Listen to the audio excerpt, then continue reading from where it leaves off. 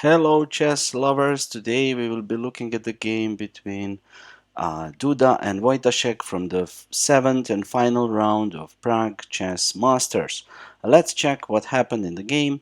It started with e4, e5, knight f3, knight c6, bishop b5, a6. So we have a classical Spanish defense, and after knight f6, castles, bishop e7, Duda chose move d3. Not the main line, which is rook e1, defending the pawn, but he chose to do it with his pawn instead of with the rook. b5 followed, bishop b3, d6, giving support to e5 and opening the bishop. And then we have c3, a typical move, controlling d4 and making a move like d4 possible, where white can recapture with the pawn if he wants. Castles kingside, and now a typical move for Spanish defense, a4. So with this move, the ideas of opening the a file become possible. Actually, this is a threat right now to capture here because the a8 rook is not defended. So that's why Black chose to connect his major pieces with the move bishop d7. And now bishop c2 by white. The bishop goes away from the b3 square and goes into this diagonal, which is not very active at the moment, but in the future, if he pushes d4, this bishop will gain some influence and protect the e4 pawn. Rook e8, very useful move, vacating the f8 square so that maybe the bishop can go there, and also influencing the center.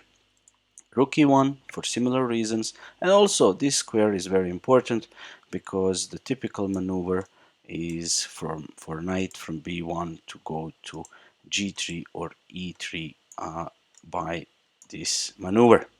h6 by Wojtaszek, controlling g5 and preventing bishop g5. Knight bd2, the mentioned maneuver, so the knight can continue like this probably. Bishop f8, giving extra support to his king and opening the rook. Now we have knight f1, as we mentioned, and here a very logical move would be knight e7 with the idea of transferring the knight, similar to what white did with his knight. The other typical idea is to act in the center, and that's what Wojtaszek did. He played d5. And now white has a choice. He can react or he can choose not to react. For example, by playing knight g3, he doesn't react and he allows this kind of exchange where he is supporting e4 pawn by many pieces and is probably going to use f5 for some, or d5 for some future plans. But okay, it's a very complex position with many options, so white chose the other plan. He took on d5, and now we have this pawn against this pawn. This is typical for Italian game and for some variations of Spanish. The game is very complex and not easy to understand for players that are not very experienced or very high rated. We have a development move, bishop d2, and now b4. I don't like it so much, but okay. The reason is this pawn is somehow cut off from the other guys, and it will probably exchange itself, and then what have you achieved?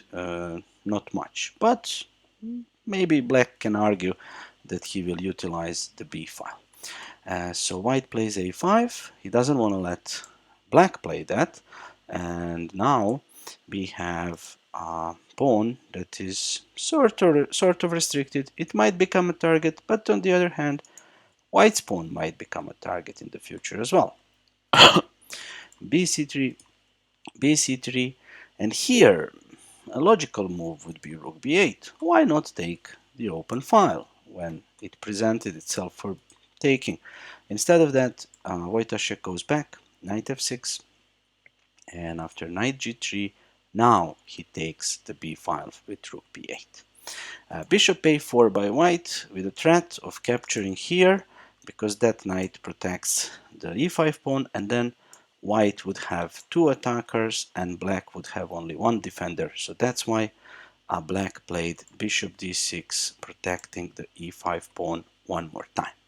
Queen c5, connecting the rooks, and knight a7, offering a trade of bishops. White avoided by bishop b3, and after bishop e6 he obliged. Bishop e6, rook e6. You don't want to take with the pawn because you would just lose this pawn and there would be no reason to do that. So rook e6, and finally d4. So white tries to open up the play and take advantage of the fact that there is a knight on the side of the board which is not in influencing the position enough. But that's why black immediately solves the problem piece and brings it into the more close to the center so that it can do something. Rook a d1. At first it looks strange because look, here rook was protecting a5, but after rook a d1 no one is protecting a5, but you cannot take it. If you take it, then there isn't enough support here, and after de5 black loses a piece, so that's not possible. So that's why first this capture was included. Now rook e6, f6, and cd4. Now you cannot take here because the d2 bishop opened up after this recapture, so the pawn on a5 is well guarded. Queen e8 followed, rook e1, putting some pressure, and we have a very nice move, rook b5. Now the a5 pawn is attacked twice and only defended once, so there are possibilities of capturing that pawn. That's why, because white will probably lose the pawn, so that's why he transfers some of his pieces towards the center and tries to generate some threats in the center and on the king side. Knight e4, knight e4, queen e4. And here, this pawn is attacked, but once white captures it, he will lose his a5 pawn, so it's not really a threat of winning material. Queen d7, and here a nice move would be bishop g4 with a threat of bishop h6, so black would have to do something, and we can say that in this position white maybe has some advantage. Maybe it is equal, but this is a logical way to play. But Duda, being a creative player as he is, chose a tactical blow, bishop h6. Is this a winning move? Not. Is this a good move? Not really either, but if we look at it objectively, but from a practical point, maybe it's a good move. So after this move, white doesn't have a winning attack or anything like that, but what he does have is a position where black's king is open after gh6 and queen g6 check, and now black has to be precise. So for example, if he wants to play for a win, he should go with his king in this direction and try to hide there, and maybe then take advantage of his extra piece. He has an extra bishop, but that looks very risky. So no wonder that instead of variation like this, Wojtaszek chose to go to the corner where it looks like the king is more safe, but let's see.